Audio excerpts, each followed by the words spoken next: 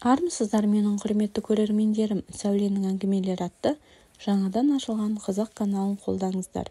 Мен сіздерге қызықты оқиғалар желісімен аудио әңгімелер ұсынамын. Менің арнама жазылып, лайк басып, жақсы пікір қалдыруды ұмытпаңыздар. Қайнапаларымды қарық қылып қаңғырып қалдым. Мен ажырасқан жігітке тұрмысқа шықтым. Бейбіт өзінің атына мүлдем лайықсыз, ордажық, шолжаң, ештеңе ойламайтын жігіт екен. Бірақ дегеннен онысын сездірмей, ақылды болып көрінуге тырысып, баққанын қалай ұмытайын. Әйеліңмен неге ажырастың дегенімде, ой, жас болдық, ерке болдық, жас кезінде кім қателік жасамайды дейсің деп құтылатын. Күйеуім Аманда өзінің 8 қыздың ортасындағы жалғыз екен, әке-шешесінің бетінен қақпай өсірген, шалқып өмір сүргенін әңгімелеп айтқанды ұнататын. Және содан өзінше ләззаттанып отыратын. Кейін естідім, әйелі өте тәрбиелі, жуас адам болған екен. Оған 6 жыл бойы күн көрсетпей, Бейбіт тепкінің астында ұстаған көрінеді. Ақыры ауруға шалдықтырып тыныпты. Соның салдарынан 2-ші рет тұрмыс құрған байғұс келіншек бала көтере алмай зар жылап жүр екен деп естимін. Қатеңді мойындап неге қайта қосылмадың дегенімде, ол мені әкем тәкаппар етіп өсірген. Біреудің алдына кешірім сұрап жығылып бару деген жоқ. Әйелімнің артынан жалынып баруды ар көрдім деп жауап берді. Онысына таң қалғаныммен онша мән бермеппін, бірақ шынтуайтында Бейбіт оған жалынып жалбарынып барыпты. Ал қызға әкесі қайта қосылуға рұқсат бермепті. Бейбіт екеуміз танысып, аралас-құраластықты бастағанымызда оның ажырасқанына 5 жылдай өтіп кеткен. Бала күнінде байлыққа кенеліп өскен Бейбіт ол күнде де ақшаны шашумен жүрді. Астында қымбат көлік, өмірі үкіметке жұмыс істеп көргем жоқ деп масаттанады. Мен ол кезде қала әкімдігінің жер бөлімінде кішігірім басшы едім. Ол уақытта жұрттың жер қадірін онша біле бермейтін кезі. Пәтерлер құнсызданып, жұрт тіпті өз пәтерлерін иесіз тастап, жан-жаққа көшіп жүре беруші еді ғой. Қарапайым жұртты айтам-ау, мемлекеттік қызметте беделді қызмет атқарып, шалқып жүрген менің өзім жердің бағасын білмеппін ғой. Менің қызметіме қызыққан болу керек. Бейбіт мені қонаққа шақырғыштап, телефон соққыштап, жиі хабарласатын болды. Әдемі сөйлейтін оған басым жылдам айналып қалды. Өзі де көрікті азамат емес пе? Сөйтіп жүргенде ол маған ақырындап қолқа сала бастады. Жер рәсімдеп бере аласың ба деп. Оған ғашық болып қалғанмен оның бетін қаққам жоқ. Бәрі қолымда тұр емес пе? Бейбіт жердің жайын жақсы білетін адам екен. Қаланың ең мықты деген тұстарынан өзіне 3-4 жер таңдап, оны бірден өзінің және туған туыстарын атына рәсімдеп тастады. Бірте-бірте арамыз жақындай түсіп, Бейбіт маған үйленгісі келетінін айтты. Мен оған әрине есім шығып қуандым. Ол бірден Ахажға барып тіркелу туралы ұсыныс жасады. Той тойлап әуре болған жоқпыз, тек қайнапаларым барып анамның алдынан өтті.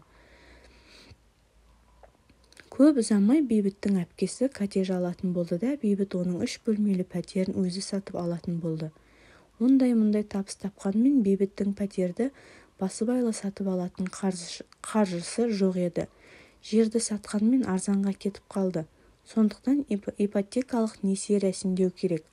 Ал тұрақты жұмыс жоқ адамға ипотека бермейтіні бесенеден белгілі. Сөйтіп үйді менің атыма рәсімдейтін болдық. Себебі тұрақты жұмысым бар. Не керек, үй маған жазылды. Бейбіт үнемі уыс-уыс ақша ұстап жүргенді ұнатады.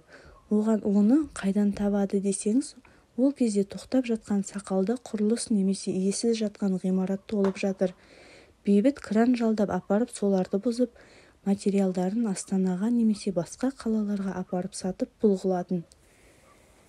Ал ол ғимарат кімдікі оған қарамайтын. Былайша айтқанда ұрлық пен қарақшылық қой, оны ол ешкімге білдірмей істеуші еді.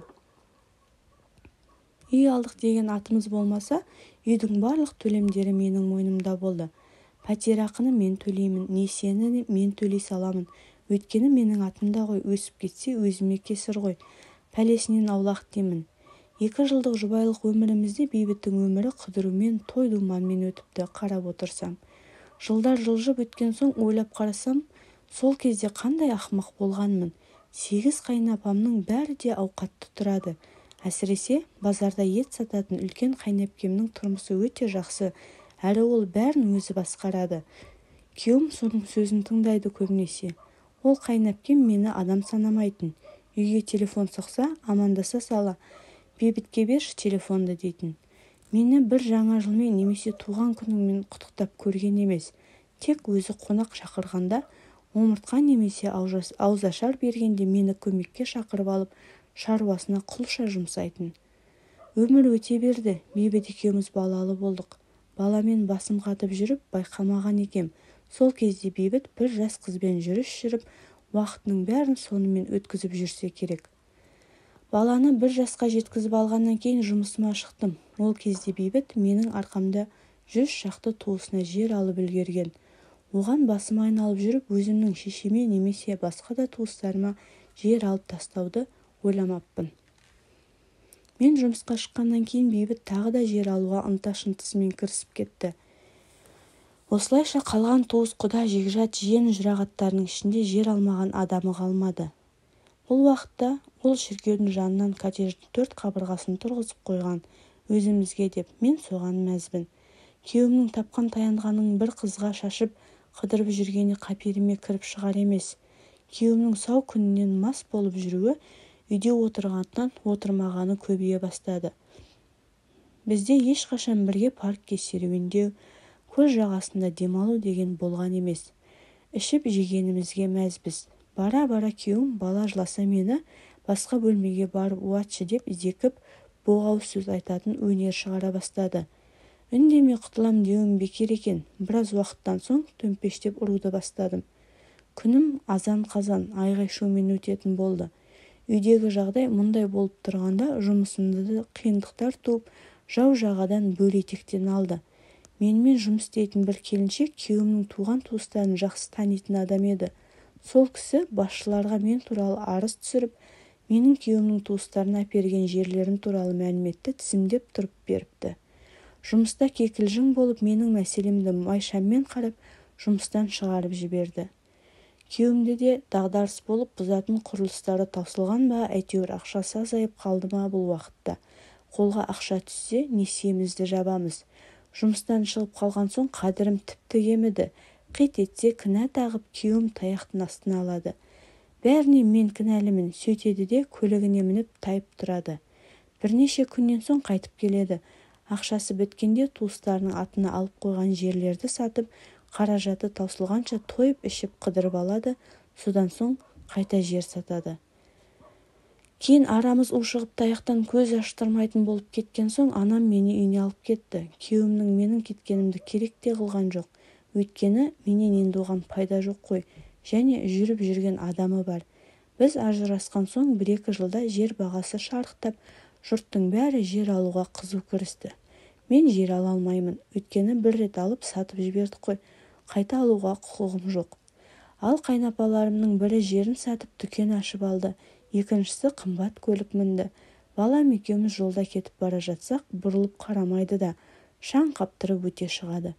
Үшінші қайнапкем жерлерді сатты да тігін фабрикасын ашты. Фабрика ашқанда менің балама бір шалбар кигізсе кәне. Төртіншісі облыс орталығынан үй алды. Біреу Қытайға шығып тауар әкелді. Қысқасы менің арқамда ойға да қырға да шақпағаны жоқ. Ал мен болсам күйеуім пәтердің ақшасын төлемей, сол үйде тұрып жатыр ғой. Банкке жаманатты болдым. Кейін ол үйді сатып, қызығын ана әлгі әйел екеуі көрді. Мен қарыздан құтылғаныма мәз болдым. Алайда ұзақ жылдар бойы несие төлемегендіктен қара тізімге ілігіп, енді маған бір банк несие бермейтін болды. Қазір басқа адамға тұрмысқа шығып, көрші қалада тұрамын. Екінші балам дүниеге келді. Жолдасым жақсы, сыйлап тұрады. Баспанамыз жоқ. Күйеуімнің де, өзімнің де жалақым аз болғандықтан бізге несие бермейді. Басқа да бағдарламаларға іліге алмай пәтер жалдап келе жатырмыз. Ақшамыз бірде жетеді, бірде жетпейді. Жетпегенде жолдасым таксилетіп, тиын-тебен тауып ап келеді. Көлігіміз Жигули, соған разымыз. Кезінде қара басымды ойламағаныма қатты өкінемін. Осы Мейрамгүл бізге жер әперді-ау, сенің арқаңда пайда көрдік-ау деген маған рахмет айтқан не бейбіт, не оның әпкелері болған жоқ. Балам да ештеңе әперіп көрген емес, әпермек түгіл амандасуға да жарамайды. Естуімше бұл күнде Бейбітте не үй, не көлік жоқ дейді. Бәрін сатып араққа жұмсаған сықылды. Біреудің арқасында көрген пайдасы береке бермеген шығар. Бұл өмірде дәл мендей ақмақ әйел бар ма екен деп жиі ойлаймын. Өзім сияқты қыз-келіншектерге айтарым, ең бірінші өз қамдарыңды ойлаңдар. Ешқашан еркекке жем болмаңдар. Бүгін жағдайым жақсы, заман дәл осылай тұрады деуге болмайды. Қолыңда барыңда әуелі қара, басыңа жарат. Өзіңді ойла, мен сияқты опық жеп далада қала көрмеңдер.